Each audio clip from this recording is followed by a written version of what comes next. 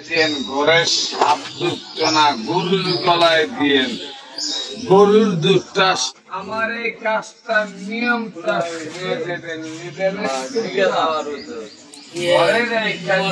সাপে কামড় ঘরে ঢুকতো না, গরুর গলায় দিলে গরুর দুধ সাপে খাইতো না।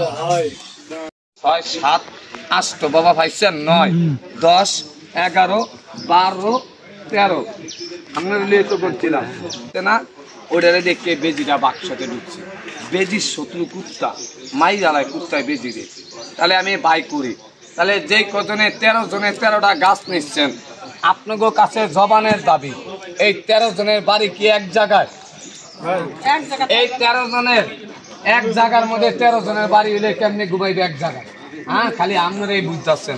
তাহলে বাবা এই 13 জনের মধ্যে দেখবেন এখানে 2টা লোক আছে আমার এই গাছটা ব্যবহার করতো না।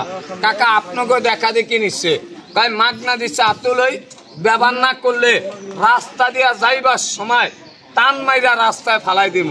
আচ্ছা, যেই লোকে গাছটা ব্যবহার না করিয়া ফালাইয়া দিব, আমি ফেরত আনলে কি অন্য হইব কাকা? ওই লোকের চেহারার এই জায়গায় দাঁড়িয়ে দেখবেন কোন লোকের গাছটা ব্যবহার না করিয়া ফালাই দিব। আগে বেজিটার লগে দেখাইলে আনলে আপনাকে মনের ভালো মন দাবার ঠিক হইতো না। আগে দেখাল রাখ গাছ লিয়ে আপনার যাইয়েন না। হ্যাঁ হারাম দাদা আসতে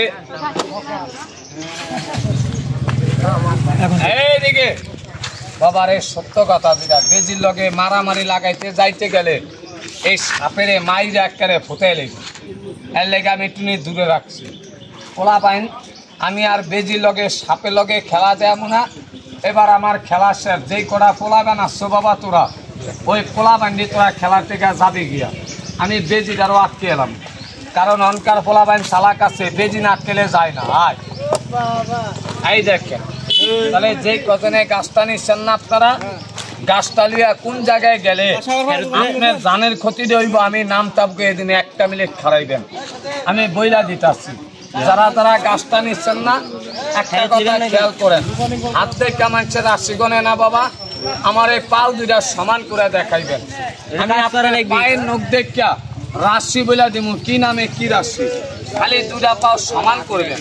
এই কদিনে গাছটা নিচ্ছেন না, এই যে ডাক্তার সামনে না করলে একটু আগে দাঁড়াই।